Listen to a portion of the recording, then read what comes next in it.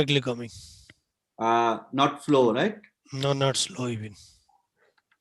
Okay, so one more thing that is embedded some YouTube that should come. I will see that. Yeah, this one.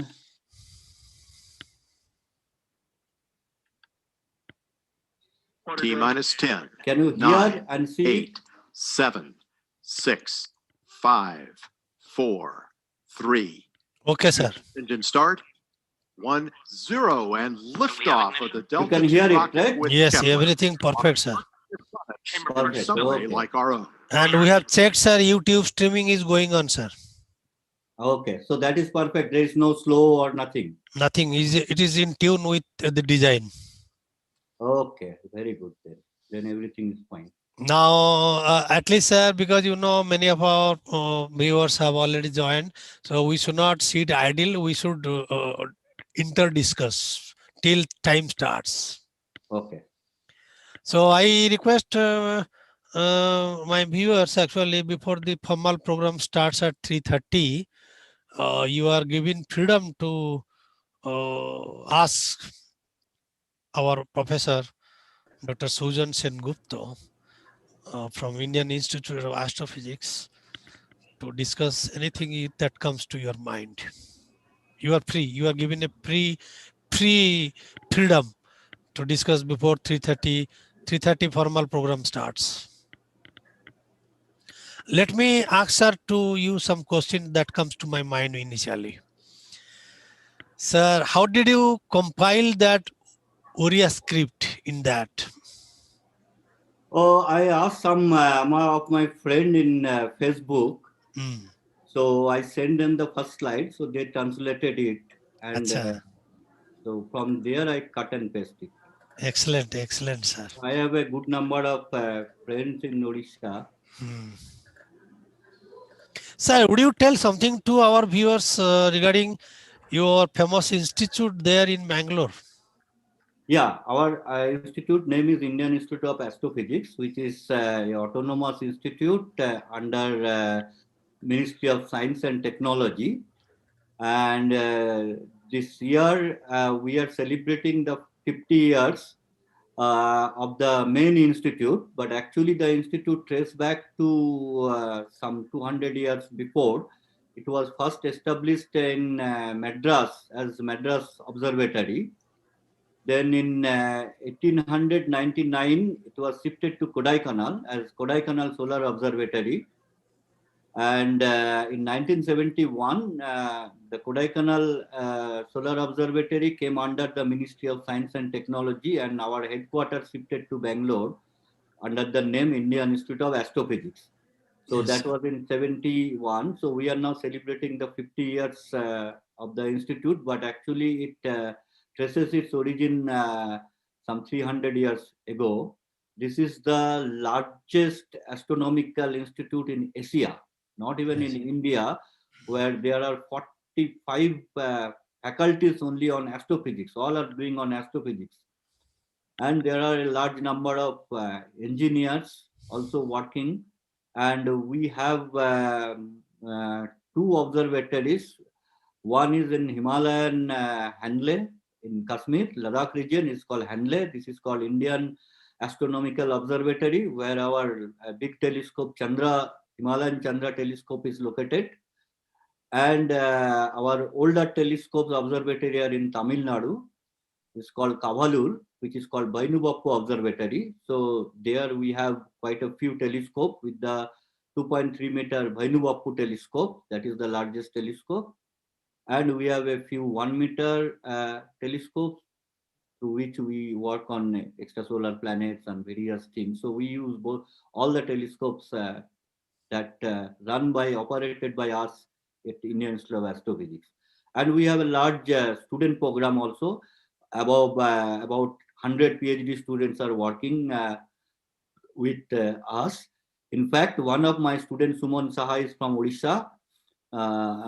So he is working on exoplanet also. So right now he is in Bhubaneswar because of this COVID and other thing. So he has done his master degree from Pondicherry University, and after that he joined me at Indian Institute of Astrophysics. Sir, one thing actually, as far as the physics of the stars are concerned, the X-ray part and the gamma ray part, do we consider that part through our telescopes? Yeah, the X-ray and the gamma ray that cannot penetrate the Earth atmosphere. It gets reflected back at that time. So we need the space telescope. So for that we have launched the AstroSat, which is functional, and we are doing in the ultraviolet X-ray range by using AstroSat. Otherwise, we get collaboration with people at NASA and ESA and use the data from them. So, but mainly we work in Indian Institute of Astrophysics, the optical astronomy. Yeah. So And whatever you in see, in whatever which you part see, of India we are dealing with the radio astrophysics? yeah, we have in Indian Institute of Astrophysics, we have a radio telescope at Gauri Bidanu, some 70 kilometers away from Bangalore. So we do it there. And in Pune, you know that largest telescope, that giant meter wave radio telescope with Geomarty is situated. So there, the radio telescope. There is a some activity at Raman Research Institute on radio astronomy. So in radio astronomy also we have a very huge facility like GMRT, where not only the Indians, even the international people also use it to work on that. So we work Yes. all ranging from all wavelength. The optical includes the infrared, the radio, the X-ray, the ultraviolet, and all everything. But for us, the exoplanet research that I'll talk, that is limited to optical and infrared, because these are not high energy objects. These are the like Earth type of thing, Earth, Jupiter, Saturn. Sir, could you tell our viewers that the way you were motivated in your earlier days of studying and then research, how did you motivate yourself to go through this professional studies Yeah. related to study of the habitual planets and all other things? Yes. So that means I have to tell you my biography in brief. Yes, I came yes, from a yes, yes. very ordinary family. My father was a railway clerk at Southeastern Railway Adra in West Bengal, which is in Purulia district. That is, and then I did my schooling at Adra Railway High School. It was a poor family. And then I joined high secondary and did my BSc at Bankura Christian College in Bankura district. So, but I didn't opt for physics. Rather, I opted for mathematics as my honored subject, because at that time there was a paper on astronomy in mathematics only. The physics courses didn't offer any course on astronomy, but from the school life, I was really motivated with the cosmic rays, with the astronomy and astrophysics. So I wanted to learn. Not at that time, see, we came from a very common background, so we never dreamed that we'll become a researcher, we'll become scientist and all those things. At that time, the parents aim for their son and daughter to become engineer and doctor. In the middle class, so we know only whether it is Bengal or Odisha or UP is a engineer or doctor, we do not know beyond that. So after my BSc, I joined Bardhaman University for my MSc on mathematics. Then I was awarded the CSIR fellowship after appearing in the competitive exam. So that opened up. That was a break for me. So that opened up, and I decided that I will do research only in astrophysics and nothing else. Yeah, So exactly. because I had a mathematic background, so switching over to physics was much easier for me. Unfortunately, I see nowadays in university, the physics students, they have very poor background on mathematics. But mathematics is the language of physics. So without understanding mathematics properly, you can't express the physics. So it's not description. And I applied to various places. At that time, our exposure was, there was no internet, nothing was there. So our exposure was very less. So I came to Bangalore, where my friends, batchmates, they already joined IISc, Indian Institute of Science, my senior. So from there I searched, and then I found that this is the best institute. So I applied, and then after the usual procedure, exam, interview, everything, I was selected. So I did my PhD on planetary and stellar atmosphere. And after PhD, for a brief period, I was a visiting scientist at Harishchandra Research Institute at Allahabad before I was awarded the PhD degree. Then I switched over to first in the Marshall Space Flight Center at NASA, and that was in 97. In the meantime, our government went for the nuclear explosion in Pokhran. So there was severe sanction. And so I shifted to Vanderbilt University. And after 2 years, I felt that I should go back to my country where people are doing great research, with whatever with the facility. If I really have talent, I should use country's facility and do whatever with the best. We feel proud, sir. I may get more money here in USA. I may get more bigger car, bigger house, all those things, but nothing as respectful as working in your own country. And that's why you are inviting me. You are not inviting the foreigners here. So I returned to India in 2000 and joined the same institute, Indian Institute of Astrophysics. And now in between I go for outside for doing research for 1 year, 6 months. But nowadays the people from outside, from Harvard University, from UCL, London, they come to me to work together. So I have been collaborating with the NASA IMS, NASA JPL, with the University College of London, with Europe. So, and with my students. So it's going on fine. And the love and the respect that you people are giving, that is make me that my decision to return to India was worth, and it was correct. Pranam, sir. Pranam, sir. Thank you. Viewers, students and teachers all across India, good afternoon to all of you. And luckily, we are having Professor Sujan Sengupta from Indian Institute of Astrophysics, Bangalore. Just before you people arrived, I thought we should not sit idle.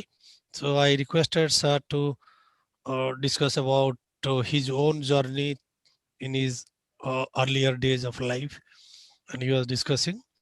And that was very encouraging to all of us. Now, again, I request Professor Sujan Sengupta to address the big gathering over the digital platform all over India. I'm proud of you all participants. You have joined in a crucial program, and I request Professor Sujan Sengupta to start his discourse. Okay. Over to Professor Sujan Sengupta. Thank you. Is it shared properly? Can you see it? Yes, sir. Yes, sir. Okay. Subho Kharawala. Good afternoon, everybody. I'm sure that all of you have heard about alien, about the extraterrestrial Yes, sir. intelligent life. Yes, sir. Radio signals are coming from another planet. Sorry? Radio signals are coming from another planet. Can you hear me what I am talking? Yes, sir. Yeah. Okay. So please allow me to talk. Okay. Please do not interrupt in between my talk, so that the flow will be done. Okay. I'm sure that all of you have heard about alien life, about extraterrestrial intelligence, but that is in science fiction, in media report. Those are all speculation. And today I am going to tell you the systematic and scientific search for life beyond our solar system. That life not necessarily be intelligent, it may be unintelligent life. The whole purpose of us, the astrophysicists, to find out the answer to the eternal question of mankind. Are we alone? Now, I thank the Regional Science Center Bhubaneswar for this kind invitation, and to Dr. Somen Ghosh, who invited me, and also the team member who has arranged everything. Thank you a lot. It is a great pleasure for me to deliver this lecture. I will take all your questions after the end of my talk, otherwise it will be prolonged much. Now we know one planet very well. That is the third planet around a most ordinary star called Sun. And this is the place where we know life exists. This is a habitable planet. More than 5,000 years ago, the Sumerian thought that their art, their culture, their agricultural method, all were taught to them by some extraterrestrial intelligent life in amphibian form. On the other hand, the Babylonian, they thought that those moving lights in the sky, now known as uh, planet, why there's some line is coming, somebody is doing something. Okay. Some are mischievous people are there sometimes, you know, it is not detected. If detected, we will take action, sir. Okay. But all of you requested again, you know, some mischievous people, why you create such type of activities on this platform, I do not understand. If you do not listen to our request, then, you know, obviously people will be taken action against. So please do not listen either, or keep silence, or at home sleep. Sir, please. Thank you for that announcement. So the Babylonian thought that the moving light on the night sky, which is known now as planets, are the resident of God and goddesses. At the same time, the Greek people, they thought that the moon is habitated by the soul of departed life from the earth. So therefore, this imagination that intelligent life lives beyond the earth was quite old. But then, about 350 years before Christ was born, the Greek philosopher Aristotle pushed his own idea by saying that no, the earth is a special place in the universe, and the earth is the center of the whole world, and only earth is habitating.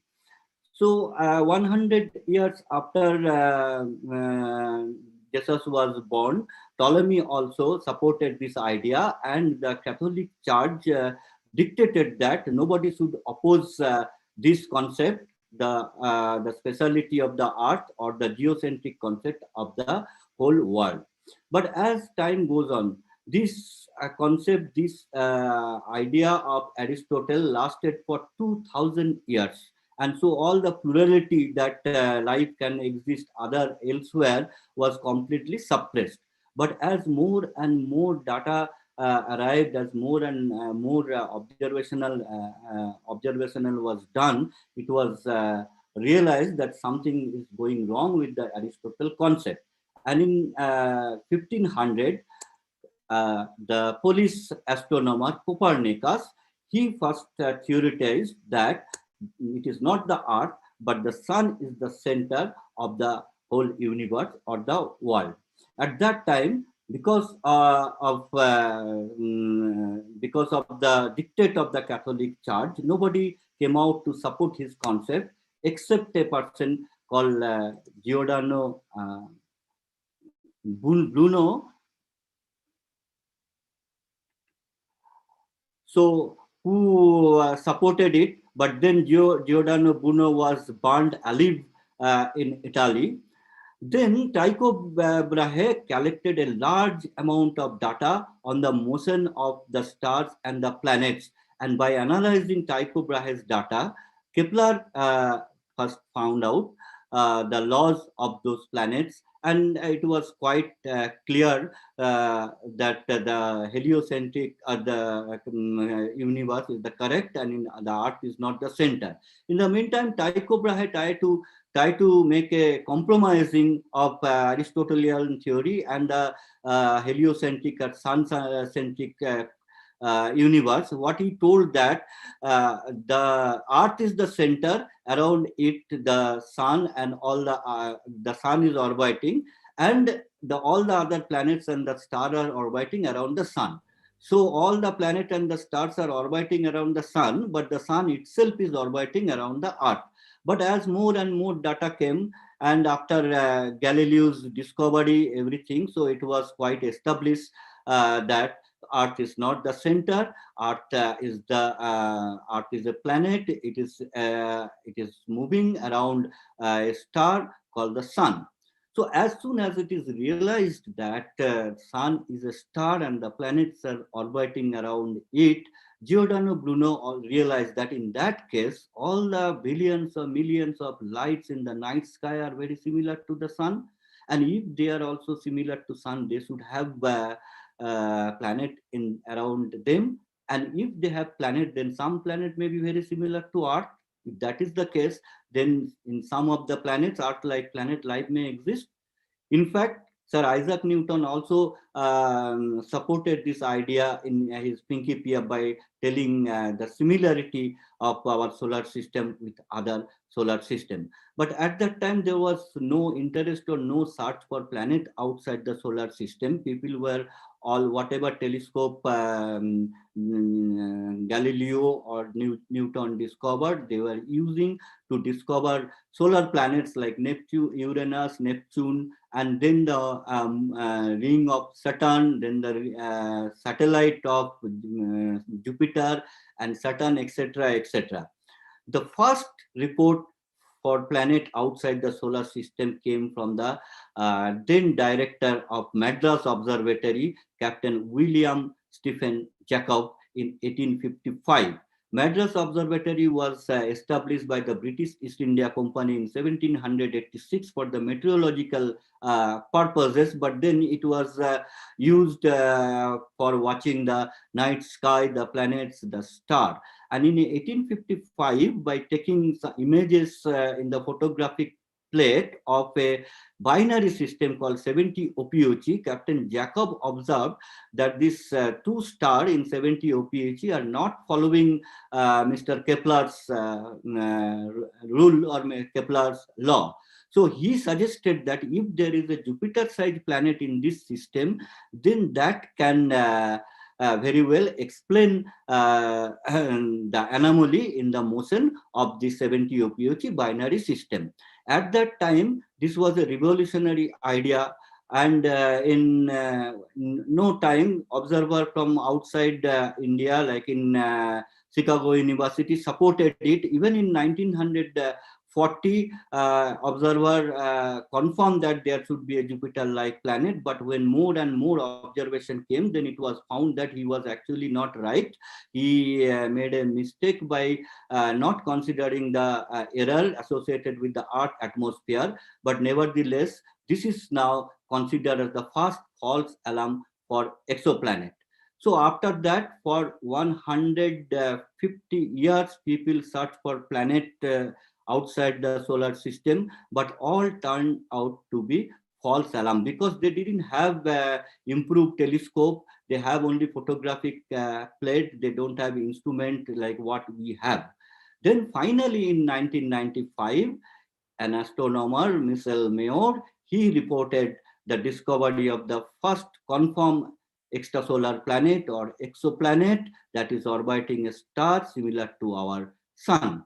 So Michel Mayor and his student at that time, Didier Queloz, was awarded the Nobel Prize for Physics last year because of their discovery of this planet. Now, if you see this planet by a telescope or for a binocular, you can see that only you can view the star here. It is a normal star. This is just 50 parsec away from us, or 50 light years away from us. So it's a bright star. Now the planet, they don't have their own light and they are hidden by the intense brightness of their star. So there is no way to see directly the planet outside the solar system. So the astronomers take some indirect method to confirm the presence of the planet. Now what are those methods? So one of the method that is used by Michel and Didier Queloz is called the radial velocity method or Doppler method, which was suggested by Otto Struve long ago in October 1952. So what is that method? Now, when two celestial objects, two stars of the same mass orbit each other, they don't orbit around the center of any of the object. They orbit around a point that is in the middle of the two objects, which is called the barycenter, the center of mass. Now, if one object is heavier than the other, then this barycenter, it moves towards the heavier one. And so, if there is a planet orbiting instead of a star around a star, then this barycenter goes inside the star, but not exactly it is at the center of the star. As a result, the presence of this planet gives a wobble in the star, and this is called the radial velocity. So if the star and that system is situated edge on to us just straightway, then we can see that there is a wobble in the star, and this is called the radial velocity. Now we know that our Jupiter imparts 12.4 meter per second radial velocity to Sun, and the Earth imparts only 10 centimeter per second radial velocity to the Sun. Now, so it is very difficult to detect such type of motion by telescope. So how the astronomer detect such radial velocity or the wobble of a star caused by the planet? So what they do that they send the starlight through an instrument called spectrograph, which split the light into several colors. Now in this spectrum, we can see that there are some vertical dark lines which are caused by the absorption of the starlight by the atoms present in the atmosphere of the star. Now, when there is no movement in the star, when there is no planet, these vertical lines are fixed in particular places. But when there is a movement, then there is a shift in this wavelength of the light that comes from the star. As a consequence, the position of this absorption of the dark line that moves. So when the star comes towards us, this line moves towards the blue region, and when it goes away from us, the line moves towards the red region. So this principle is known as Doppler shift or Doppler method. So that's why this method is also called as Doppler method. So by using this method, by using a sophisticated instrument called LOD, Michel Mayor and Didier Queloz was able to discover the presence of a planet, a Jupiter-sized planet, orbiting very near to the star 51 Pegasi. Now there was, after 5 years, another method was used to detect the planet, and that is called transit method, and that was also proposed by Otto Struve on the same paper. So what is the transit method? Now when a giant planet passes a transit across its star, very near to its star, then a certain amount of decrease occurs in the brightness of the star. So when it passes, there is a decrease in the brightness of the star, which you can see from this plot. If there was no planet, this would have been a straight line, but when the planet crosses, so there is a drop in the brightness. And by monitoring the systematic change in the tiny brightness of the star, the astronomer confirmed the presence of a planet in that around that star. So by using the so if there is a multiple planetary system, then multiple time the brightness will reduce. Now by using the observing facility available with the Indian Institute of Astrophysics or in India, like the Jagadish Chandra Bhattacharya telescope at Bhainu Observatory in Kavalur, Tamil Nadu, and with the Himalayan Chandra telescope at Indian Astronomical Observatory in Leh or Ladakh region, we also observe the transit phenomena and we monitor the brightness of the star, and thus we find out various properties of those planets, their period, their size, their mass, etc., etc. So here is one of the light curve, that is the change in the brightness of the star. If the planet was not there, this light would have been a straight line, but when the planet transits or blocks the light, so it drops the brightness of the starlight. Now, before 1995, before the discovery of 51 Pegasi 1, we knew nine planets in the solar system. We didn't have any idea about any planet either in the solar system or out of the solar system. And in 2006, the International Astronomical Union, that is the parliament or the Senate of the astronomers worldwide, decided or resolved that Pluto is not a planet. And this decision was governed by the discovery of several giant planets, Jupiter-sized planet, and also it was found that Pluto is even lighter than our moon. So the number of solar planet actually reduced to 8. So we knew only 8 planets, and Pluto was considered as a dwarf planet. So for the search of the planet at that time, only the ground-based telescope were used, and therefore the search range was confined within a radius of only 300 light years around the sun. But then more and more planets appeared. So then NASA decided to send a space telescope to search for the planet outside the solar system.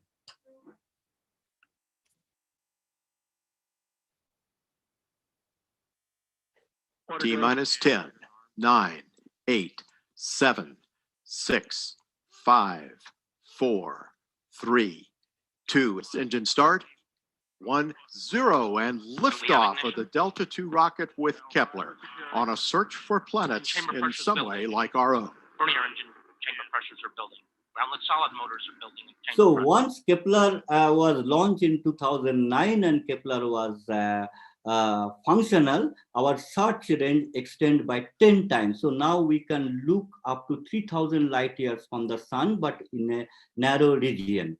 So as soon as our observing capacity, our technology improved, we discovered a large number of planets outside the solar system, and our concept on the planet completely revolutionized, and the number of planets, their diversity, their property that was discovered was beyond our imagination. We found planets much larger than Jupiter. We found planets which are 10 times heavier than Jupiter. We found our Jupiter is a cool star because it is far away from our sun, but we found Jupiter size of planet very near to the star, and therefore they are very hot, even so hot that even iron can melt on them, or even gold can melt above them. We have discovered planets which are partly gaseous, partly rocky, and those are called mini Neptune. So these many Neptunes are not there in our solar system. We found some Earth-like planets which are larger than Earth, and we call it super Earth. And at the same time, we found planet orbiting two stars. So they have two parents, and their temperature, their season are determined by the radiation, by the light of two stars. We found out all type of peculiar planet, and our concept, our understanding about the formation of planet, about the properties of planet completely revolutionized. In the meantime, there was some kind of planet which are born, which are very newly born, was imaged even by the space telescopes Spitzer and Hubble. You can see there are 4 planets here which were directly imaged. Here is the planetary system having 1, 2, 3, and 4 planets that has been directly imaged. Because these planets are quite young, they are quite hot, and so we can receive their light and we can image them by blocking their starlight. At the same time, we discovered some planet which has no star. So they are the rogue planet, or the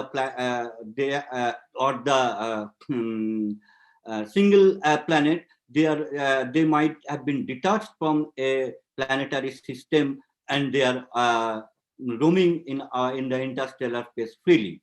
Now, these are all giant planets. These are all some special planet. Our aim has been to find out those planets which could be habitable, where life is possible. So where will you, should we find out? Where the astronomer will find out those type of planet where life is possible. So that region of the star is called the habitable zone, or the circumstellar habitable zone, which was first suggested by Su Huang in Astronomical Society of Pacific long ago. So by circumstellar habitable zone, we mean that region of a star where the temperature of a planet will be such that water can exist in liquid form. So clearly it depends on the distance of the habitable zone, depends on the temperature of the star. So now, suppose some extraterrestrial intelligence, quite advanced, more advanced than us, they are also curious to know if there is life elsewhere, and they want to find out us in the solar system. So they discovered sun, and they discovered all the 8 planets in the solar system. Now, how they will find out that the Earth has only the appropriate atmosphere for habitability or for life to exist? So if they consider the stellar, only the brightness of the sun, they will find that all the 3 planets, that is Venus, Earth, and Mars, are habitable. So their temperature is appropriate for water to exist in liquid form. But every planet has a property, reflecting property, which is called albedo, that they reflect certain amount of light that they receive from the sun. And if they consider this albedo, then they will find that none of the planets in the solar system has appropriate temperature for water to exist in liquid form. So our Earth, it reflects 30% of the sunlight that it receives. Mars, it reflects 20% of the sunlight it emits. And Venus, it reflects a whopping 70% of the sunlight to the outer space. Thus, if we consider the albedo or the reflectivity of the planet, we will find out that these 3 planets are quite cooler, and they are not habitable. But we know that the Earth is habitable. So what are the things that the extraterrestrial intelligence will miss it? So that is called the greenhouse effect. So when the sunlight, that is the 70% of the sunlight, enters into the Earth atmosphere, it hits the Earth rock, and it warms up the rock, and therefore the energy of that radiation, it weakens up. Now it tries to escape to the space. But while escaping, it gets scattered by the molecules of in the atmosphere, such as nitrogen, water, carbon dioxide, etc., etc. And it gets scattered so many times that it cannot escape the Earth atmosphere. And therefore, this heat, it gets trapped into the atmosphere, increasing the temperature of the planet. So if greenhouse effect was not considered, the temperature of the Earth would have been minus 15 degrees Celsius. Because of the greenhouse effect, because of the trapping of this radiation, the temperature of the Earth, the planet, increases by 30%. And so the mean temperature of Earth becomes 15 degrees Celsius. On the other hand, Mars has a very thin atmosphere, so its greenhouse effect is not very effective, and it is already far away from the sun, so it remains quite cooler for water to exist in liquid form. On the other hand, Venus has a very thick atmosphere, and it has undergone a runaway greenhouse effect, which increases temperature to a whopping 465 degrees Celsius. Otherwise, if it was a very cool object, but somehow the temperature trapped and increased, and then the greenhouse effect was so high that it has become the hottest planet in the solar system, although it is not the nearest planet in the solar system. Mercury, the nearest planet, doesn't have any atmosphere, so it cannot, there is no question of trapping the solar radiation. So now the thing is that we know that we have to find out those planets where which is located in a particular region in the habitable zone, the circumstellar habitable zone of a star where water can exist in liquid form. So Kepler started searching for such planet, and in no time Kepler find out a planetary system, Kepler 22, in the habitable zone of the Kepler 22 star. But then it was found that the planet is quite bigger, it is of Neptune size. So if planets are such big, then they cannot have any rocky surface, or they cannot be rocky. This will be completely gaseous. But we need a planet which has a rocky surface in order to retain the water, the liquid water on it. So the condition where life can origin or survive needs that the planet should be in a region where not only water can exist in liquid form, it should have a rocky surface to retain this water. So next, Kepler discovered such type of planet in Kepler 69 system. So this was Kepler 69b. The planet was in a habitable zone of the star, but here also the planet is slightly bigger or larger than the Earth. So it was controversial whether this is a rocky planet or a gaseous planet. It may be a mini Neptune. Subsequently, some more planet was discovered, which are in the planetary zone. The Kepler 62 is a system of planet which has several rocky planets, and one of them are in the habitable zone of this planet. But then it was found that this is a super Earth, or slightly bigger than the Earth, but nevertheless this could be a habitable planet. At the same time, in 2017, a colony of rocky planet was discovered around a star called TRAPPIST-1, which got a lot of media coverage. So out of the 7 rocky planets, 3 planets are in the habitable zone of these stars.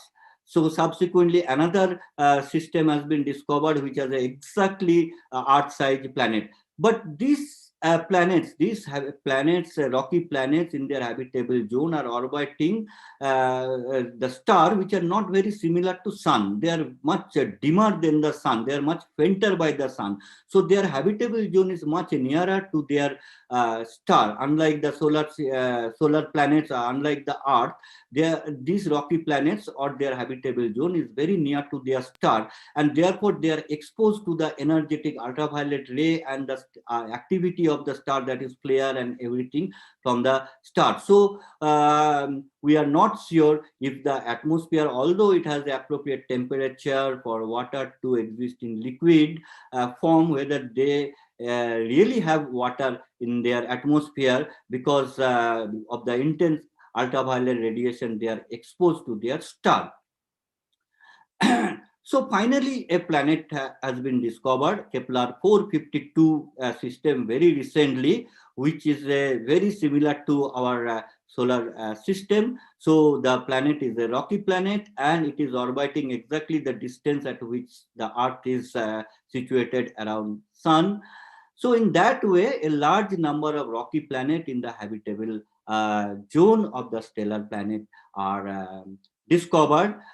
But then the question comes that is it sufficient if a planet has appropriate temperature for water to exist in liquid form, and if it is rocky, is it sufficient for life to exist? Then we face another fundamental or another complicated question: what do we mean by life? Now, by life, we know only the life on Earth. We do not have any idea how will be life beyond the Earth. So from amoeba to an armadillo, from whale to worm, we know a various species of life on Earth. But unfortunately, we cannot define what is life on Earth and so in the universe. There is no fundamental definition of life. Now, what is this fundamental definition?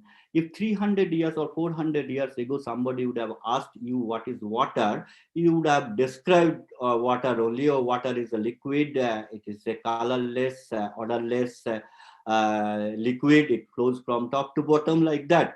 But description never completes the properties or distinguished from other substances. If somebody brings a bucket of methyl alcohol to you and tell that, look, this is also colorless, odorless, this is also liquid. So how you will distinguish between water and methyl alcohol?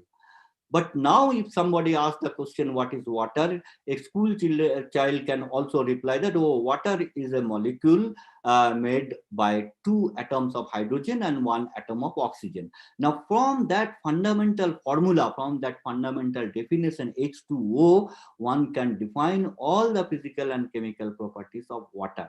Unfortunately, such type of definition of life doesn't exist because life is a system. Nevertheless, NASA gives a working definition of life, that life is a self-sustaining chemical system capable of Darwinian evolution.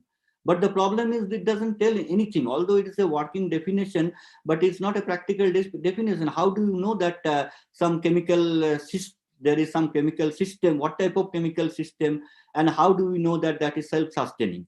Now, if you extend it to the Earth-like life, that is the only life we know, then we can expand this definition to that life is an ensemble of organic materials governed by some self-sustaining synchronized system of chemical process characterized by metabolism, replication, and evolution through natural selection. Now, what is this organic material? Organic materials are basically made by carbon. They are the carbon-based molecules which combines with oxygen, nitrogen, hydrogen, etc., and makes a big chain of molecules. So Earth-based life is carbon-based.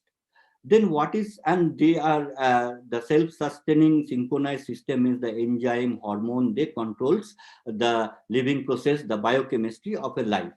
And it is characterized by metabolism. So what is metabolism? It is the process through which the cell, our cell in our body that generates energy. So when the oxygen is carried by the blood, and this oxygen is supplied to the cell, and then it oxidizes the food stored in our cell and thus generate the energy. This is the metabolism. So if the oxygen supply, if the heart stops, the oxygen supply stops, then there will be complete stop of the energy supply and the cell will die. So, and the metabolism is also responsible for the growth as well as the death of a living species. And now what is replication? Replication is the process through which a gene exactly copy a cell into another cell, and therefore and also it transfers the property of a species to the next generation. So that is the replication. And the evolution through natural evolution, you know that from the simplest one cell, how the human evolved, and the human also evolved with time. So the selection through natural evolution through natural selection is the response of a species to the surrounding medium. Now you can tell that how do you know that the life in other places cannot be made of some other thing like aluminum, iron, or even silicon? Well, so it can be made, but the thing is that why should nature prefer one thing here on Earth and another thing elsewhere? We know that the laws of physics are same everywhere. So if you throw an apple on Earth, it will go up and it will fall down to you. The same experiment you do in the corner of our universe, if you go to the corner of our universe and throw an apple, and it will fall towards you. So the Newton's law is valid everywhere in the universe. Similarly, Einstein's law, Faraday's law, Maxwell's laws, all we see are same everywhere in the universe. So there is no nothing, no reason to think that the laws of biology will be different at different places of the universe, because ultimately the biochemistry is based on the chemistry, which is also based on the properties of the electron, and fundamentally it is the laws of physics. On the other hand, the nature always prefers the optimal condition. Carbon is the 4th most abundant element in the universe after hydrogen, helium, and oxygen. And carbon has the capacity to combine with a maximum number of elements to form a large number of molecules. It can dissolve in water, and there are many other property that is favorable for the origin of life. Therefore, there is no reason to think that life can be formed in other forms. Still, for the sake of debate, we think that no, life elsewhere may form through other biochemistry, through other material. In that case, there will be no way to distinguish that as life unless and until it is an intelligent life that tells us that, look, I'm also alive, but made of different material, made of different, governed by different biochemistry. Now, when it comes to intelligent life, then again we face the controversy. What do we mean by intelligent life?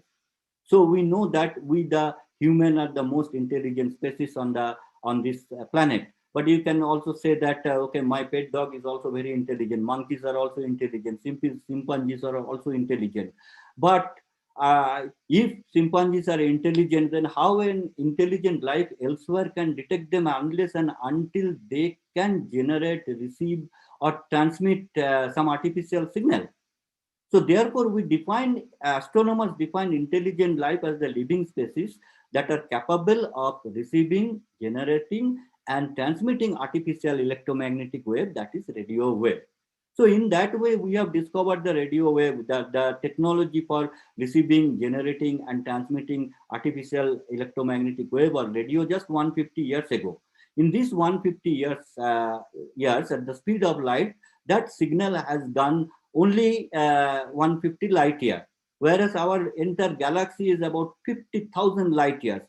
The nearest corner of our galaxy where the sun is located is 20,000 light years ago. So from that corner, if some intelligent life will send some signal, it will take 20,000 years to receive us. And by the time we will receive it, that civilization will evolve further, and they will be much more intelligent. Their technology will be much advanced. But still, this is an entirely different thing to search for intelligent life, because we expect that the intelligent life will be curious to find search us. They will send signal by radio wave, and we have to detect those wave. And we also send signal to here with the hope that one day the intelligent life will capture us. But when we search for just nascent life of any form, intelligent or unintelligent, it's entirely different thing. We search for specific planet.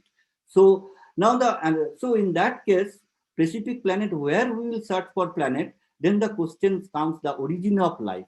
So for 50 years, we believed that life was formed on Earth itself, because 50 years ago, two scientists, Urey and Miller, they performed some experiment, and they showed that the organic material, which are the building block of life, they are synthesized out of the inorganic material like hydrogen, oxygen, sulfur, carbon, etc. in the earth itself. So, and because of that, Urey and Miller got Nobel Prize. So when we understood that the organic material was synthesized on Earth itself, we believe that then in that case life was also synthesized on the Earth itself. But now we are getting plenty of evidences that the organic materials are formed around a particular star that is called asymptotic giant branch of star, and we get signature of organic material in meteoroid and in asteroid, and we are seeing that these organic materials, a large amount of organic materials, are being brought to the Earth by asteroid and the planet. So now, so it is a debate that whether Earth was originated or life was originated on Earth, or it was imported from outer space and it got a appropriate environment to survive and to evolve. Now, whatever be the situation, it needs a appropriate condition, a very rare condition that will enable life to survive and to evolve. Now, what are those conditions that made life to survive and evolve on planet Earth? Now, you will be surprised to know that the configuration of the solar system itself help us. Just few days ago, you have seen Jupiter and Saturn conjunction. Now, do you know that how Jupiter and Saturn's positions are also saving life on Earth? So in our solar system, the giant planet Jupiter, Saturn, Uranus, Neptune, they are in the outer region, and the rocky planet, including the Earth, in the inner region. Now, at the edge of the solar system, there is a ring called Kuiper belt. There is a belt which is which is full of stones, ice, and this is the place of birth for many big asteroid and the short period comets. In fact, comets like Halley's comet, they all originate from this Kuiper belt. Now, when these comets, they travel towards the sun, they get diverted by the gravitational attraction of Jupiter and Saturn, and most of them get hit these giant planets, and they cannot approach the rocky planet. So if Jupiter and Saturn was not there, the rate of this comet hitting the Earth would have been much more, and because of that, the atmosphere of the Earth would have been completely destroyed, and life would have been completely extinct. So because of the presence of Jupiter, Saturn, Uranus at the outer region of the solar system, it was possible for Earth to avoid such type of frequent collision and to protect Earth. Now, in other solar system, in exoplanetary system, we have not yet discovered this type of configuration. We found most of the giant planets are very near to their star. In fact, the Jupiter was not, now at present, it is 5.2 times the distance between Sun and the Earth, but it was born much nearer to the Sun at 3.5 times the distance between Sun and Earth, which is called the astronomical unit. And then this time, when at the time of birth, the solar disk was full of gas, and it was trying to move towards the Sun. But by that time, Saturn was born, and because of Saturn attraction, Jupiter again went back and went to 5.2 astronomical unit from the Sun. Otherwise, if Saturn was not there, Jupiter would have come to very near to the Sun, and it would have been a problem for the life or for the habitable environment of Earth. Now, next come the magnetic field. We know that the Earth has a terrestrial magnetic field, but do you know that how the magnetic field protecting life on Earth? We only know, most of us only know that the magnetic field is helping us to see the direction in the Earth. For years, it has been used for the navigation of our ship people, for other people, but because of the magnetic field, we are protected. Now, each second, our sun, it emits a copious amount of radiation which travels. Cannot see this. Which travels towards the Earth.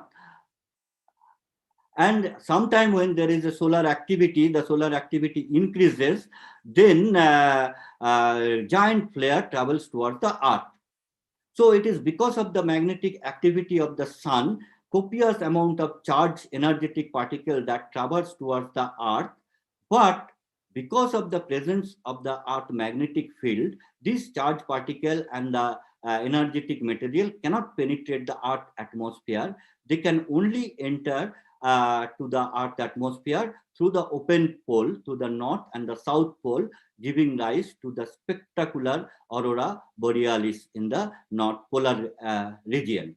So if the magnetic field was not there, then this energetic charged particle would have penetrated the Earth atmosphere. You could have seen this borealis everywhere on the Earth sky.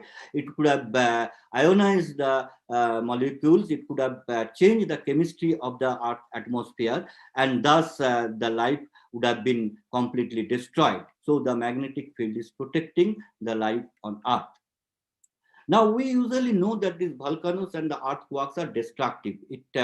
Even the tsunamis are so destructive, we know very well. But do you know that because of volcanoes and earthquakes, we are surviving? So now I have told that this carbon dioxide, we have about 20% in Earth atmosphere, which plays a double role. So it acts as a reflector to reflect sunlight to the space, thus cooling the Earth. At the same time, it acts as a potential greenhouse effect to warm up, to keep the temperature, to maintain the temperature of the Earth. Now, this carbon dioxide, it mixes up with the rainwater to form a weak acid called carbonic acid. This carbonic acid with the rain, it falls and mixes up with the rock, and thus it forms a molecule called carbonate, silicon carbonate. And if this process would have continued, then within 10 million years, all the carbon dioxide in the atmosphere would have been completely finished, and the temperature of the Earth would have been much, much cooler.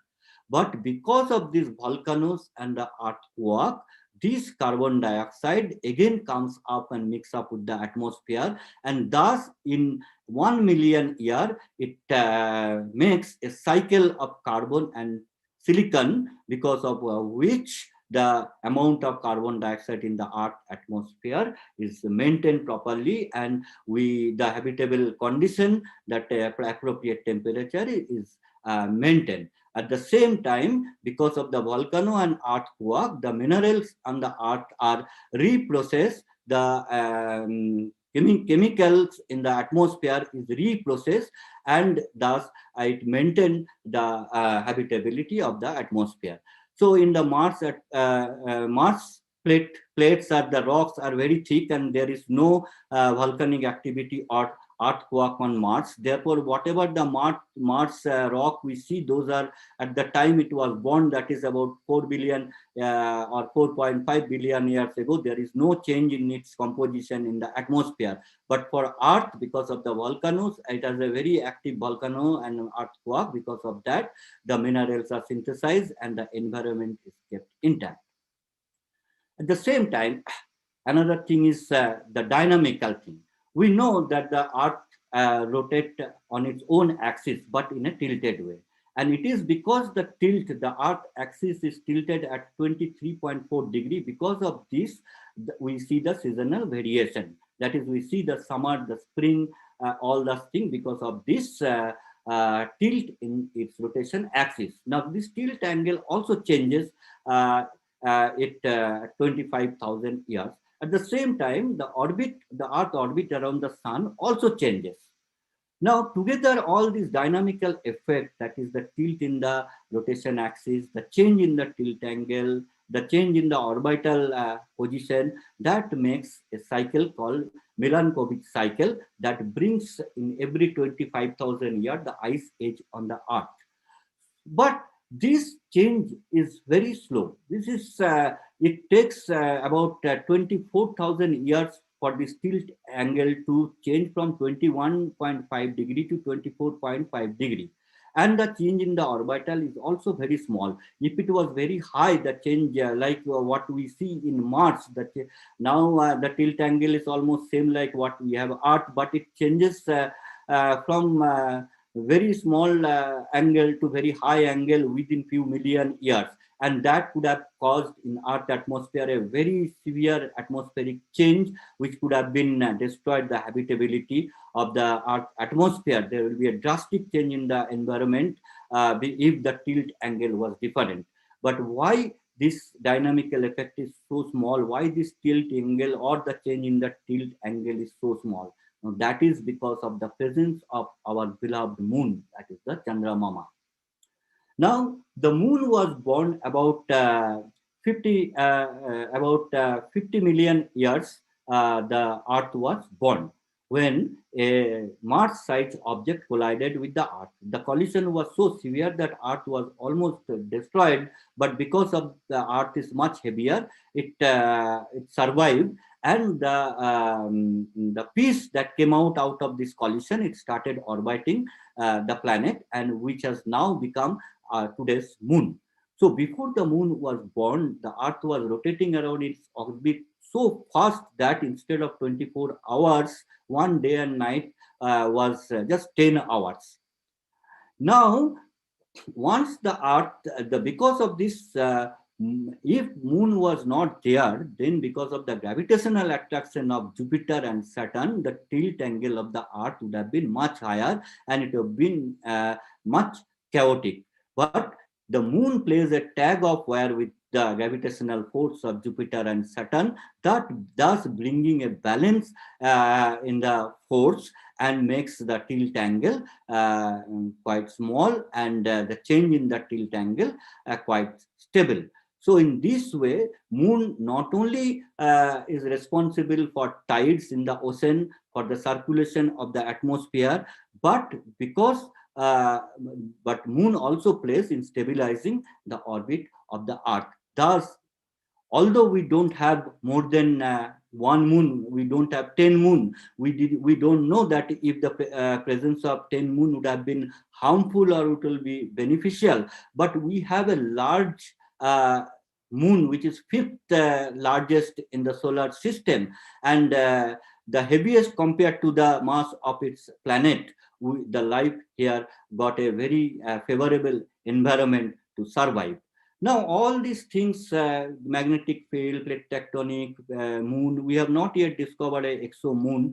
This we cannot know from here. So how we will discover a life in other planets? So for that, we will search for the biosignature, or we'll search for the chemical signature in the atmosphere of the planet that comes from the biology, from the life.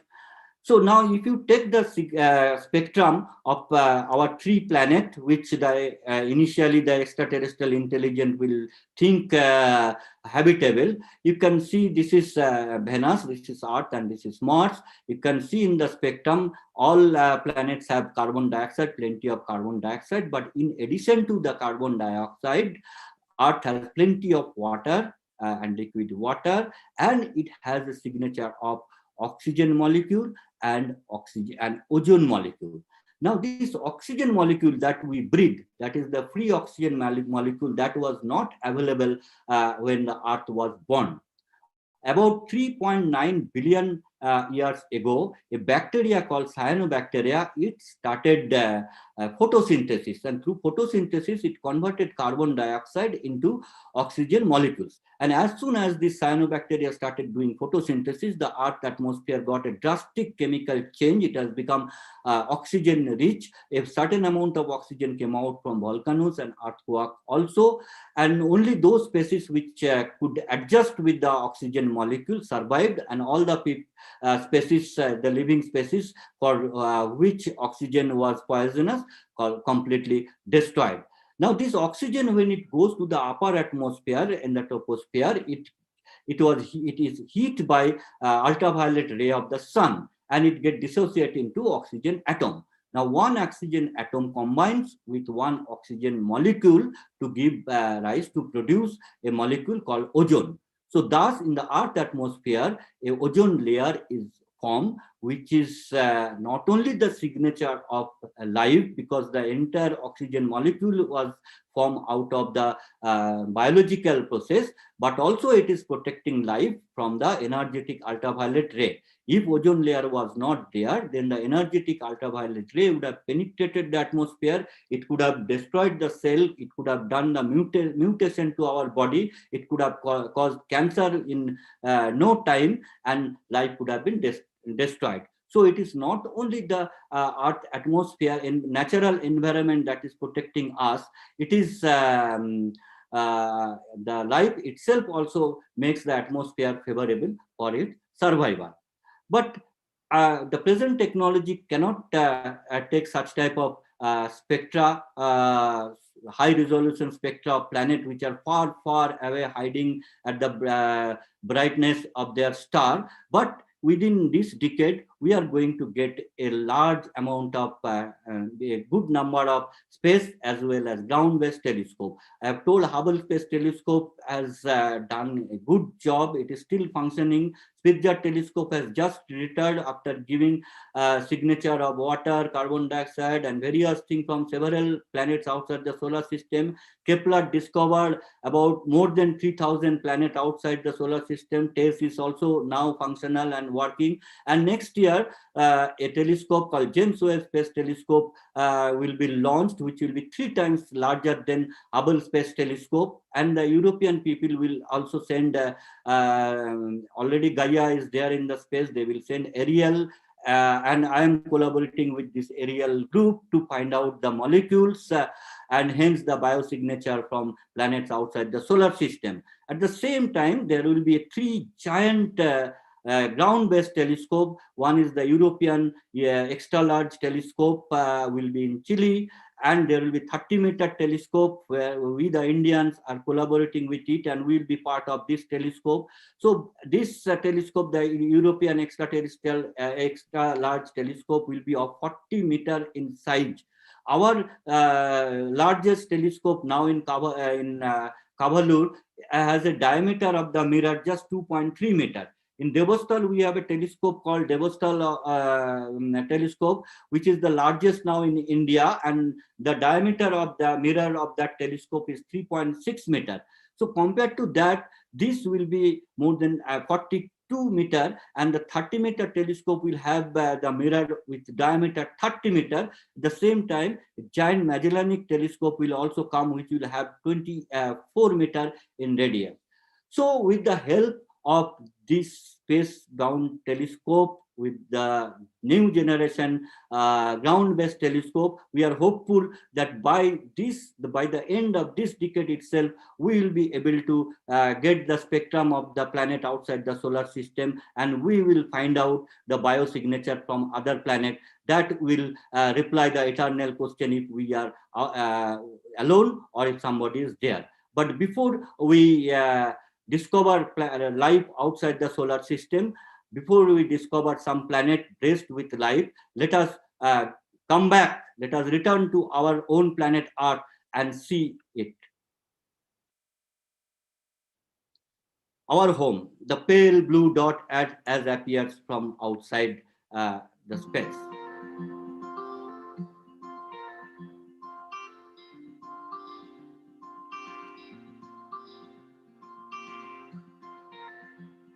That's Earth, that's home, the third planet of an ordinary star called the Sun. An extremely rare combination of astronomical and geological coincidences enabled life to origin, survive, and evolve on it. From a distance of about 10 million kilometers, the Earth looks like a blue marble. As we move further and further, the planet appears as a pale blue dot floating in the vast emptiness of space. So special, yet so vulnerable. So crowded, yet so lonely. So common, yet so unique. So insignificant, yet so great. A mote of dust suspended in a beam of sunlight. Believe or not, accept it not, this is the only place where life exists so far. We have not received any signal, any indication from anywhere that tells that help may come if we are in danger. But this planet, the space is a very dangerous place, and this planet is also subject to various astronomical and geological danger. So usually I have told that that Jupiter and Saturn are protecting us from the comet and giant asteroid, but some of the comet may escape the blessing of Jupiter, the eyes of Jupiter and Saturn, and may come and hit the Earth. So about 60 million years ago, during the Mosaic, during the Jurassic age, such type of comet collided and got broken in the Earth atmosphere. The Earth atmosphere was covered by dust, and even the sunlight could not be penetrated through that dust, and most of the complex life in the ground and in the water, including dinosaurs, got extinct from the Earth. So if such type of collision occurs again, we will be destroyed. If there is a supernova explosion means when a star dies, a massive star dies, it bursts and it emits a huge amount of gamma ray, ultraviolet ray. And if a supernova explodes within 10 light years or 25 light years from us, then that can also destroy the Earth atmosphere irreversibly. The gamma ray burst, if one gamma ray burst is the most energetic source in the universe. When two neutron stars collides, they gives rise to the gamma ray burst. And if one gamma ray burst occurs in our galaxy, will be completely destroyed. Usually the sun is a gentleman, it doesn't have much activity, but who knows, if there is some problem in future and a giant flare travels towards the earth, it may destroy the magnetic field completely. It can change the chemistry of the earth, and it can make the atmosphere of the earth poisonous for life. Although these possibilities are very rare, but the possibilities still exist. At the same time, a super earthquake may destroy half of the earth, or it may change the tilt angle of the earth axis and change in the seasonal variation. A super tsunami or a super volcano may also destroy the earth environment. But these are all very rare. There is no reason, there is nothing, no indication so far we have received that such type of thing is going to happen in near future. But the imminent problem is man-made disaster. So an accidental nuclear or chemical or biological wear can destroy the entire earth atmosphere irreversibly. It will make the earth atmosphere radioactive, and then not only all the present life will be destroyed, the life in future will also become destroyed, and earth, the life can never origin and exist on the earth atmosphere again. So same time, our global warming is also a imminent danger. The rapid expansion in our civilization, in our industry, that gives rise to the increase of carbon dioxide, which increases the temperature of the earth.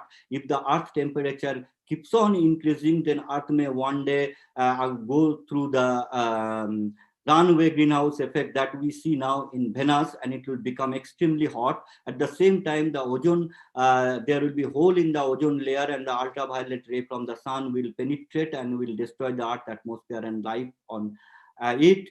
The carbon silicon cycle may also destroy, and thus the environment of earth may be permanently damaged. Now there is a scarcity of drinking water also. So while searching for life outside the solar system, while searching a planet that is habitable or that is blessed by life, what we realize that our planet, the Earth, is the rarest of the rare planet in our galaxy, and therefore it is our responsibility, it is our duty to protect this Earth, this planet, so that millions of children to come can keep on smiling on this planet. Thank you. Thank you, sir. Sir, it is tremendous, sir. So now, before I answer it, if somebody wants to know the details of more details, somebody is really interested to know more, then they can go to my book written as a popular book written for non-scientists and for people who doesn't have much background. This is published by Spinger. This is available in Flipkart and in Amazon also. This is called World Beyond Our Own, the Search for Habitable Planet.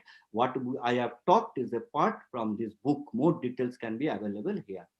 Thank you. Now I am going to unshare it and to answer your questions.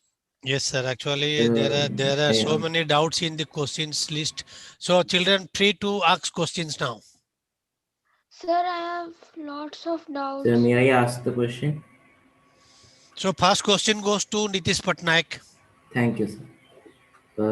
Sir, has the Arecibo message which was sent in 1974 found any success till now?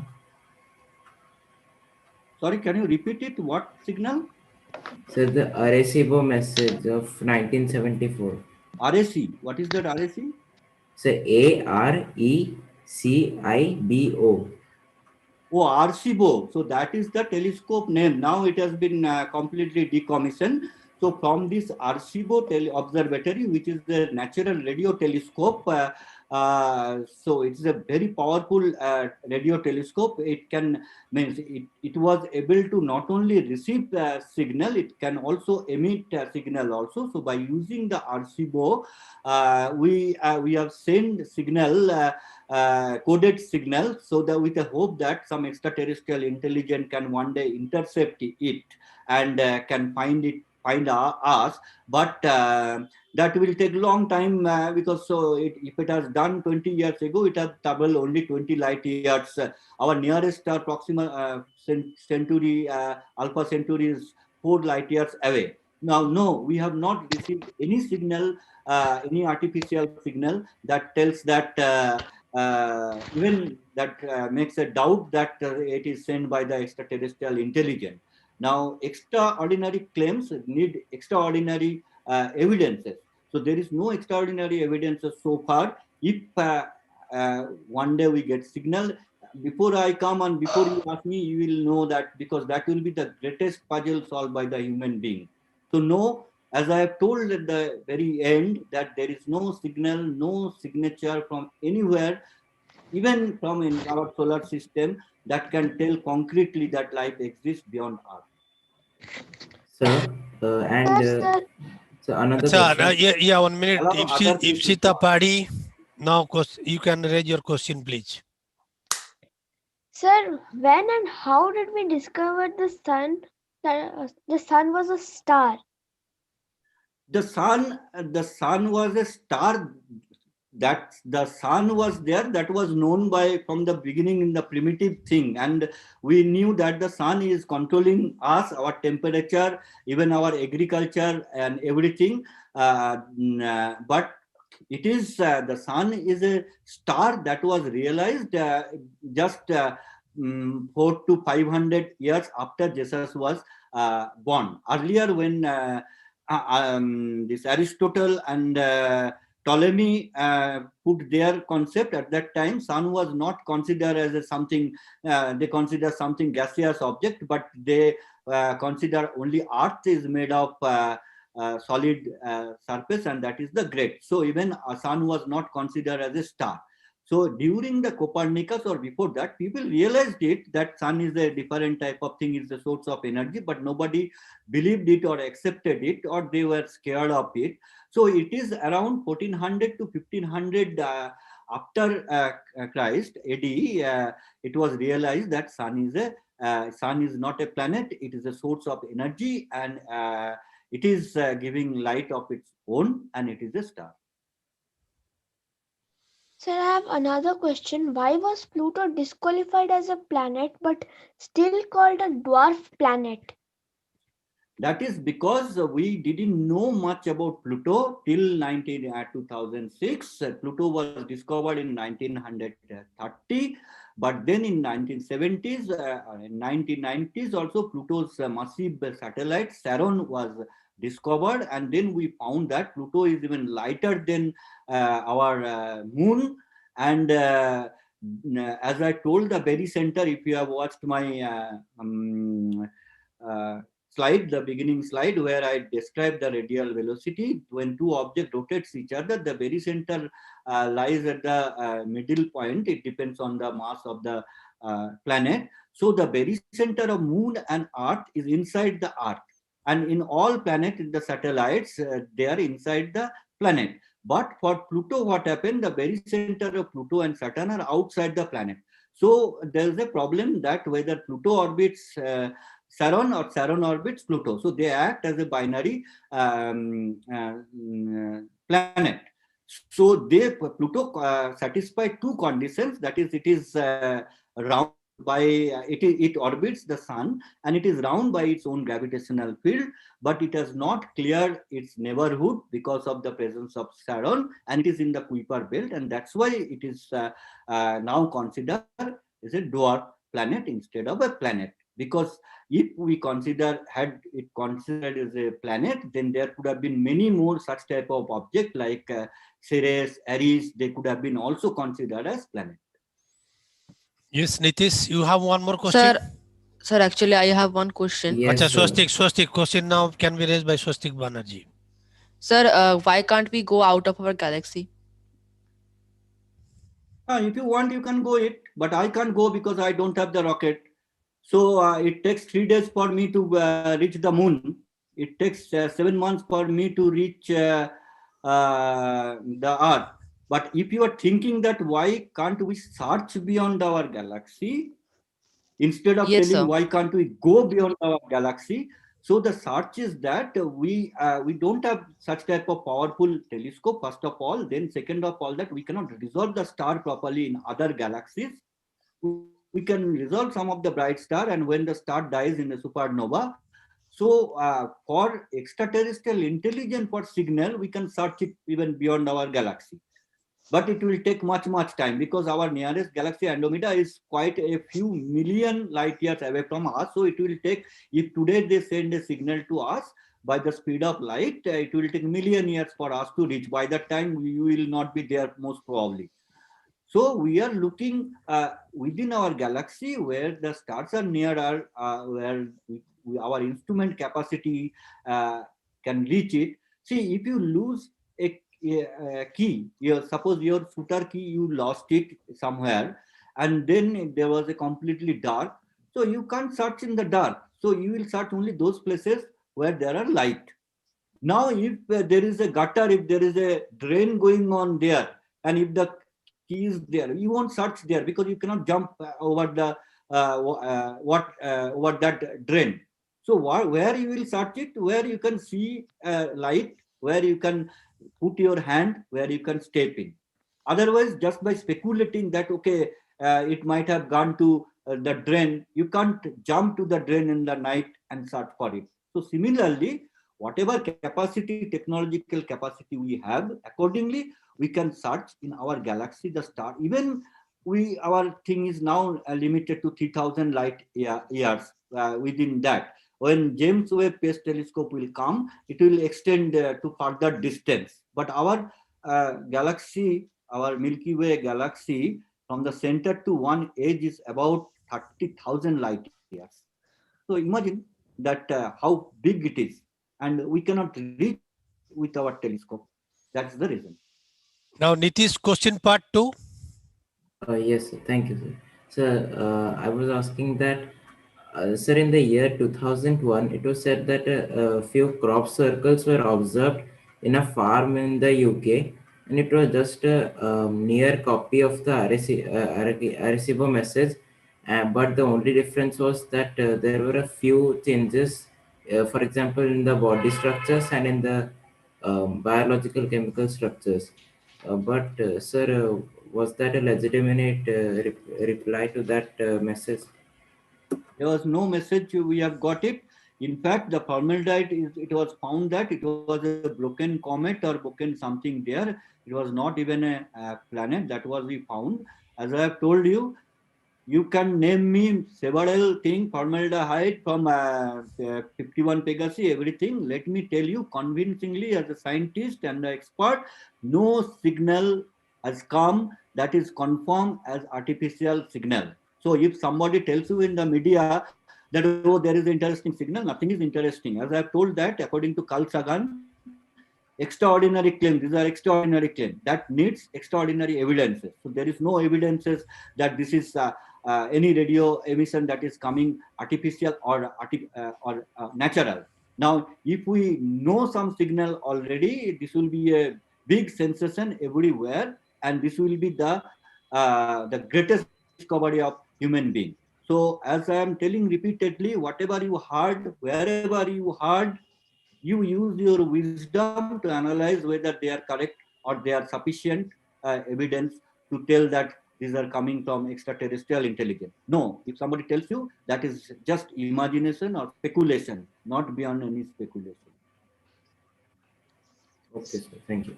Ronit Kumar, can you ask the question? Yes, sir. Thank you, sir. Sir, I wanted to ask that which is the nearest habitable planet to the Earth? Okay, that's a good question. Finally, I got a good question. So the nearest habitable planet is the nearest planet outside the solar system. So it is recently discovered that our nearest star after Sun is Alpha Centauri AB, and Alpha Centauri AB is a triple star system. Around Alpha Centauri A and B, a small star, a fainter star, Proxima Centauri, is orbiting, and sometimes that becomes the nearest star. So it is discovered that there is a rocky planet orbiting around Proxima Centauri, which is in its habitable zone. But then the problem is that this Proxima Centauri is a very active star. It emits a flare, giant flare, ultraviolet rays, etc. And so it is really have water or not, that nobody knows. Much research is going on. But if you tell by definition that the temperature is appropriate for water to exist in liquid form and it has a rocky surface, then this Alpha Centauri B is the nearest habitable planet, which happens to be the nearest stars in us. Now we found that most of the stars have planets, most of the stars, and 50% of the stars in our galaxies have planets. And so 0.01% of this planet may be in the habitable zone and may be rocky. So that's a huge number. Our galaxy has about 200 billion stars. If you translate it into Indian unit, that will be 20,000 crore of stars. So if 50% of those stars have planets, then 10,000 crore planets are there. So then if there are 1% of them are in the habitable zone, so imagine there will be 100 crores of planet in the habitable zone.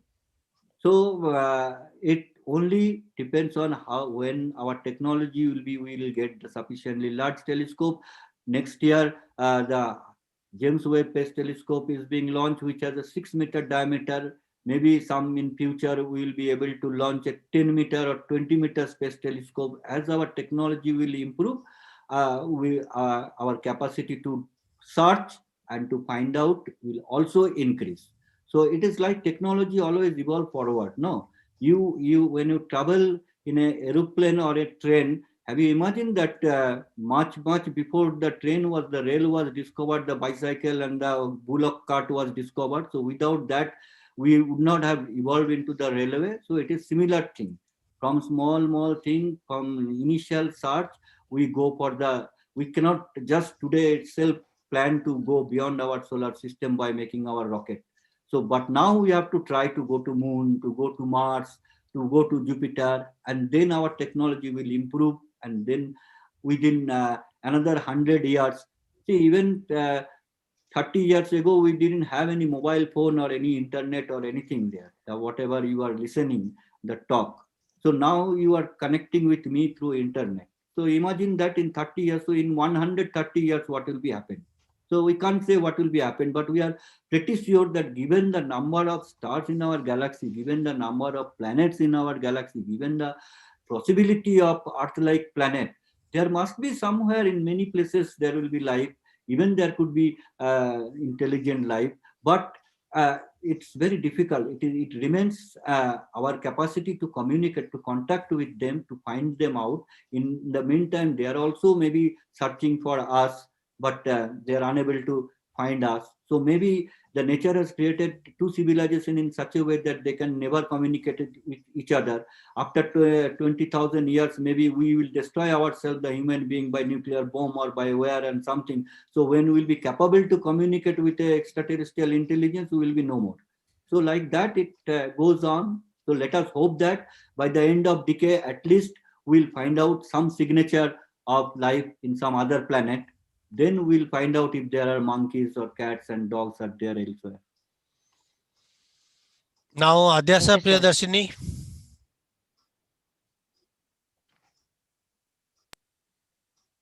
Adyasa Priyadarshini, please raise your question. I think she has unmuted. She has to unmute her. Adyasa Priyadarshini, listen to me carefully. You ask your question to sir. Am I audible? Yes. Yes, be slightly louder. So, where do most long period comets originate? The most long, very good question, Priyadarshini. The short period comets origins from Kuiper belt, as I have told you. The long period comets originate from another region called Oort cloud. So that is far away, about half light year away from the sun. So you know what happened, how the sun was born. The sun was born out of a huge interstellar cloud.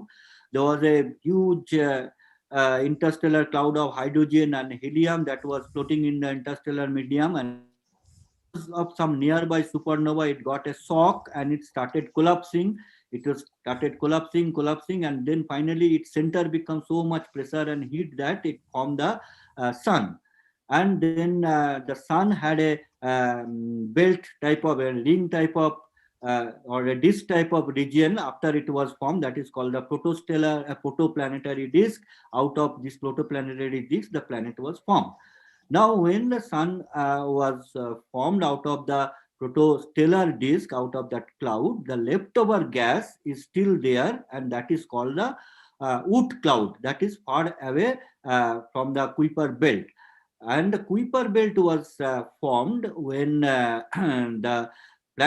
the planet was born in the protoplanetary disk, and whatever with the leftover rocks, which the density was quite low, so they could not combine by their own gravitational field. So the leftover was the Kuiper belt. So the longest comets origins from Oort cloud, which is further beyond the Kuiper belt, and the Oort cloud is the Lakshman Rekha for our solar system. So beyond that, we land to the interstellar space. Now, Mr. Karthikeyan. Yes, sir. Sir, I have a question that why is sun known as a star and not a planet? Why sun is a star and not a planet? Is that your question? Yes, sir. Yes, sir. Because the sun is so heavy, it is 1000 times, it is 100 times the mass of Jupiter. And at that mass, at that radius, its temperature and pressure at the center was so high, it reaches 300 million or 30 lakhs degrees Celsius, so that there was hydrogen bomb started bursting. That is the nuclear fusion. That is the deuterium, two deuterium started fusing, and it produces lot of energy. And because of that, again it collapses. The temperature raised to about 10 million degree temperature, and this deuterium combination which produces helium, it become helium-4, and it started a chain nuclear reaction and a continuous source of emission. So because of it's much more heavier than the planets, it becomes a star. It was born also, unlike the planets. The star, the sun was formed out of the collapse of the cloud, interstellar cloud, and when it's the center, because of the collapse, become quite hot, it started nuclear energy, and because of the nuclear energy, it becomes a star. On the other hand, the planet was formed by the leftover gas and the dust, whatever was left after the sun was born, and they was less massive. They don't have any source of energy at their center, and so they started orbiting the sun, and that's how the planet was born. And that's the reason why sun is a star, because it has its own source of light or heat or energy, but the planets, they missed to have their own source of energy because they didn't have sufficient mass, and so the pressure and temperature at their center. Now, Alans Tripathi, can you raise your question? Yes, sir. Sir, I have another question. Please wait. At least one body should get one chance. Yes, sir. Sir, my question is that, sir, in 2006, Pluto was called as a dwarf planet instead of a planet.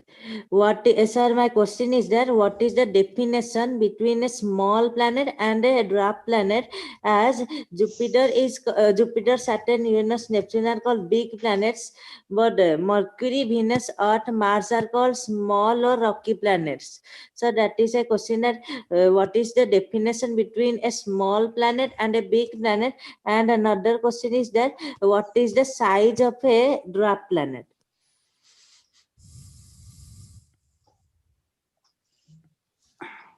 Okay, so your question already I have replied it. If you have listened it to that, what is the definition of the planet? I told that. So the first of all, there is no definition of big planet. So it depends on size. Yeah, you can if you compare with some of the exoplanet, even Jupiter cannot be big planet like that. Jupiter is the largest planet in our solar system, and the other planets are so the planet Mercury, Venus, Earth, and Mars is considered the inner planet of the solar system, and Jupiter, Saturn, Uranus, and Neptune is called the outer planet. There is no definition called big planet or a small planet or like that, but the definition gives the planet and the dwarf planet.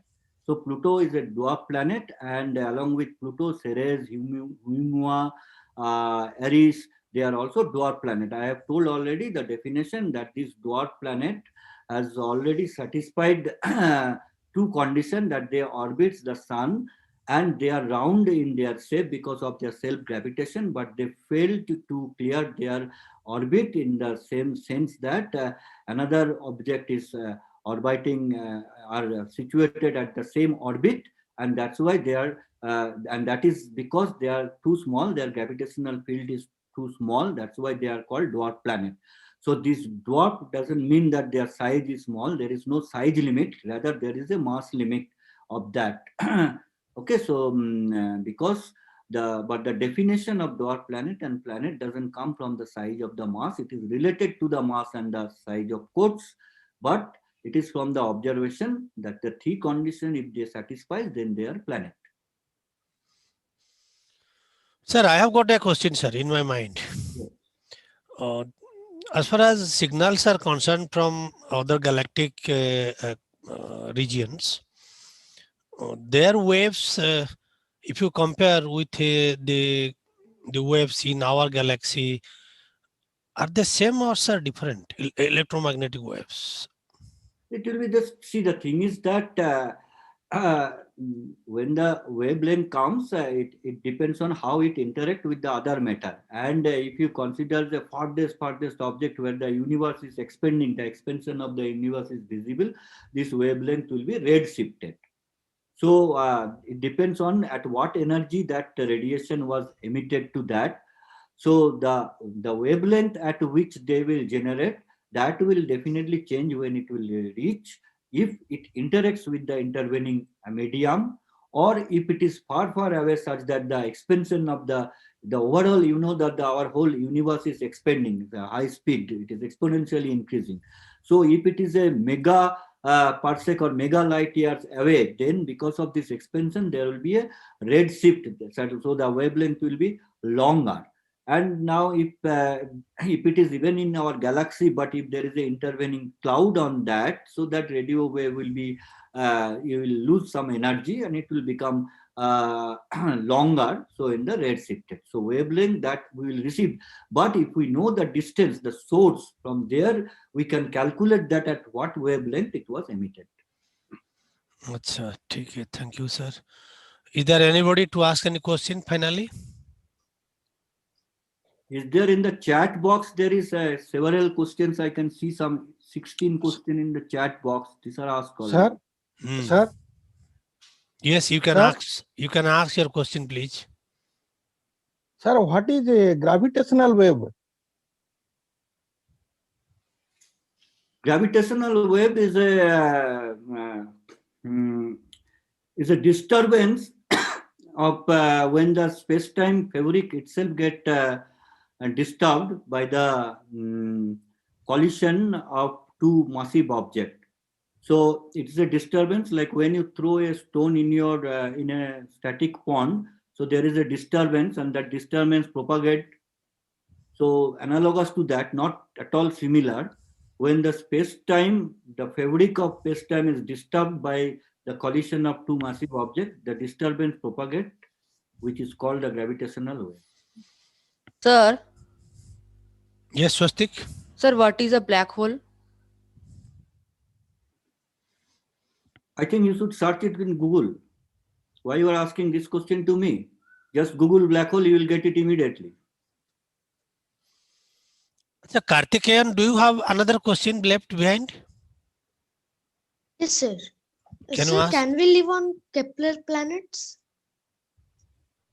Yes, if it is habitable, if it has a proper environment. I have told you that how many rare conditions, what a coincidence of several good favorable conditions that enable Earth to protect us. So if we find out some of the planet that is discovered by Kepler has the similar conditions and therefore similar environment, we can live there, even if life sometimes life in other form can also live there. Thank you, sir. Okay, students and teachers all over India, I think we are now ready to make this session end. Finally, giving vote of thanks to Professor Sujan Sengupta. So let us all put together our thanks in the chat box to our professor. And on behalf of the students and teachers, I on behalf of Regional Science Center Bhubaneswar and Odisha Vigyan Academy Bhubaneswar also at the same time, we thank you, sir, so much for your tremendous effort put here for the understanding of this sort of crucial concept of physics that is going on in the minds of everybody all over the world. Thank you very much once again for the kind invitation and for organizing everything. I hope that the lecture is enjoying to the students, and I hope the message that I have conveyed in my talk, that the Earth, this planet, is much more precious than whatever we think it, and it is our responsibility to protect the environment. So the students right now will follow. They will save the tree. They will not allow cutting of trees. They will reduce in future the carbon dioxide emission. They will tell it to everybody that Earth is a very rare planet. Let us save it. And they will not believe something by hearing. They will use their logic, the scientific method and systematic method to believe whatever they read, if there is life somewhere, if there is a signal somewhere. And I hope that in future, many of you will become astrophysicists who will work and we will search for planet outside the solar system. Who knows, one among you may discover the first signal from life beyond the Earth. So with that wishes and with thanks, I take it. Thank you. Thank you so much, sir. Thank you so much.